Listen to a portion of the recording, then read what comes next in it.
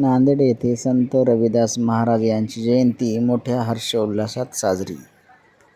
संत रविदास महाराज यांच्या जयंतीनिमित्त ITI ते शक्तीनगरपर्यंत मोठ्या भव्य रथयात्रेचे आयोजन करण्यात आले. त्यानंतर भाविक भक्तांसाठी महाप्रसादाचे भव्य आयोजन करण्यात आले होते. जयंतीसाठी सर्व भाविक आणि समाज बांधव एकत्र झालेले आहेत. तरी काही भाविक आमचे अडकलेले आहेत काही कारणामुळं, काही तर काही सांगू शकत नाही आपण.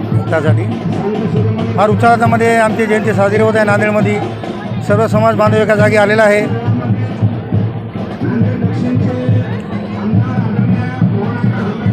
रविदासाचं योगदान थोडक्यामध्ये तुम्ही सांगा माऊली. संत रविदासाचं योगदान का? यांनी जो समतेचा स्वातंत्र्याचा बंधुभावाचा संदेश दिला, ऐसा चाहूँ राजमय सबन को मिलो अन्न, छोट बडो सब बेटे रविदास रहे पसंत. अशी त्यांना राज्यव्यवस्था पाहिजेत होती की गोरीबा सगट, वंचिता सगट, सगळे वंचित एका जागी एका बैठकीत असले पाहिजे आणि गोरगरीब सगळ्याला समान हक या राज्यामध्ये मिळाला पाहिजे. 647 वर्षाखाली जे रविदास महाराजांनी संदेश दिला, तो संदेश डॉक्टर बाबासाहेब आंबेडकर यांनी आपल्याला घटनेमार्फत त्यांचा धागा पकडून आणि महात्मा फुलेचा धागा पकडून शिका, संघटित व्हा, संघर्ष व्हा अशा प्रकारचं त्यांनी संविधानामध्ये आपल्याला दिलेलं आहे आणि समाजासाठी कार्य आहे. नारायण वाघमारे, आम्ही सगळ्या महिला गुरु रविदास समता महिला मंडळाच्या वतीने इथे उपस्थित आहोत आणि आज नांदेड येथे संत शिरोमणी गुरु रविदास यांची जयंती मोठ्या उल्हासात आणि उत्साहात साजरी होत आहे आणि आम्ही मनपूर्वक सर्वांना शुभेच्छा देतो की जयंतीला उपस्थित राहिल्या त्याबद्दलही आणि आपल्या गुरूंचे चर्मकार महिलांनी इथे उपस्थित दाखवली त्याबद्दल त्यांची सगळ्यांची आभारी आहे. आणि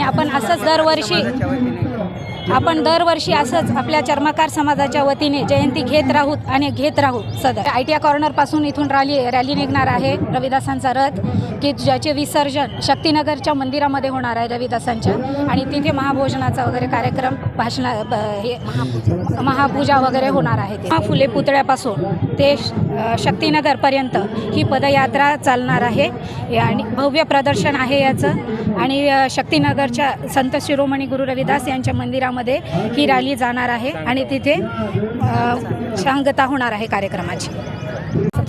चर्मकार समाजाच्या वतीने रविदास महाराजाची भव्य रॅली महात्मा फुले पुतळ्यापासून जे शक्तीनगरपर्यंत आणि आम्ही या रॅलीचं हे म्हणजे पहिल्यांदा दीपपूजा, धूपपूजा, पुष्पपूजा, संविधान घेऊन आणि रविदासाचे दोहे घेऊन आम्ही या रॅलीचं समारोप करीत आहे. आणि असंच घरोघरी अशीच हजारो ब्राह्मणाला हरवणारा रविदास आणि अशीच पूजा घ्यावी हे समाजाला विनंती आहे. जय रविदास, जय भीम. जनतेस आणि समाजास हार्दिक शुभेच्छा. खरंच संत रविदासांनी काही काळापूर्वी किंवा वर्षापूर्वी जे स्वप्न बघितलं होतं ते आज सत्यात उतरण्यात दिसते नजरेला. संत रविदासांचं स्वप्न होतं, ऐसा चाहू राजमय सबन को मिले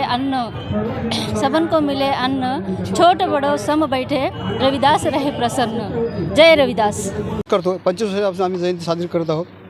दरवर्षीप्रमाणे आम्ही जयंती साजरी करतो आणि आमच्या शक्तीनगरच्या जयंती मंडळामार्फत दरवर्षी महाप्रसादाचं आयोजन होते. शिवाजीनगर, शिवाजी पुतळा, चिखलवाडी कॉर्नर, गुरुद्वारा आणि शक्तीनगर.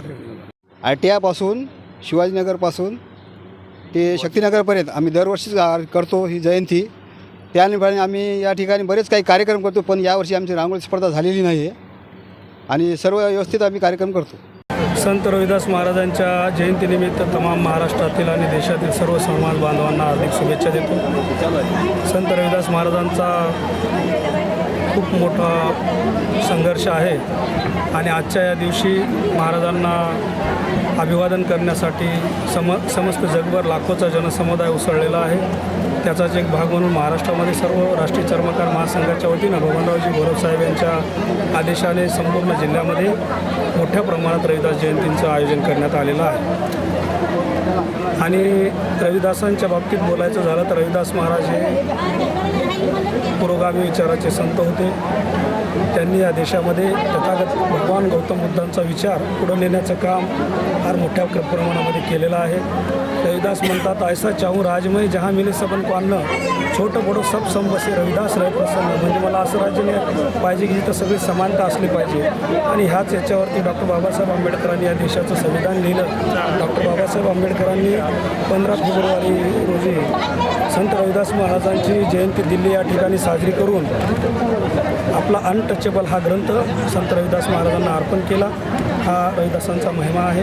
रविदासांनी या देशामध्ये 13व्या शतकामध्ये हिंदू मुस्लिम एकतेबाबतीत फार सुंदर लिहिलेलं आहे की जी आज काळाची गरज आहे. रविदास महाराज म्हणतात, मंदिर मस्जिद दो एक है इनमें अंतर नाही, रविदास राम रहमान का झगड़ो को नाही, रविदास हमरो राम जो ही सोई है रहमान, काबा काशी जामी यही दो एक समान, मंदिर सो कुछ दीन नहीं मस्जिद सो नहीं प्यार, दोनों में ही अल्लाह राम नहीं कहे रविदास चमार. इतकं सुंदर त्यांनी हिंदू मुस्लिम समानतेची व्याख्या रविदासांनी मांडलेली आहे. ही लोकांना माहिती नाही. लोकांना फक्त एवढंच सांगितलं, काहीतरी वेगळ्या पद्धतीनं सांगितलं जातं, रविदास संत होते, चमत्कारिक होते, असं काही झालेलं नाही. जो परिपत्रक काढलं ते 2-4 वर्षापूर्वी काढलेलं आहे. त्यासाठी राष्ट्रीय चर्मकार संघाने खूप मोठा संघर्ष केलेला आहे. राष्ट्रीय चर्मकार संघाची मागणीच आहे की संत रविदास जयंतीला सुट्टी द्यावी. तुमच्या माध्यमातून मी मुख्यमंत्र्यांना आवाहन करतो, त्यांनी जे 12 तारखेला जी चर्मकार समाजाची बबनरावजी घोलप साहेबांसोबतची बैठक लावली होती मंत्रालयात सह्याद्री अतिथीगृहाला, तर त्या बैठकीमध्ये आम्हाला शब्द दिला होता की यावर्षी संत रविदास जयंतीला आम्ही सुट्टी डिक्लेअर करू. आणि ती तर शासकीय तर पूजा तर 4-5 वर्षापासून चालू आहे, परंतु आमची ती मुळात मागणी आहे की जी संत रविदास जयंतीला सुट्टी झालीच पाहिजे. यावर्षी नाही झाली तर पुढच्या वर्षीपर्यंत आम्ही खूप मोठं आंदोलन संत रविदास जयंतीच्या महामंडळाला अगोदर निधी नव्हता. आता आमच्याकडे 1000 कोटी रुपये आहेत आणि आता आम्ही पोरांचे 5 लाखापासून ते 50 लाखापर्यंतचं लोन आपण देण्यासाठी कटिबद्ध आहोत. आणि एवढे वेळेस नव्हतं, पण राष्ट्रीय चर्मकार संघाच्या संघर्षानंतरच आता राष्ट्रीय चर्मकार महासंघाच्या संघर्षानंतर आता महामंडळाला 1000 कोटीचं भागभांडवल आहे.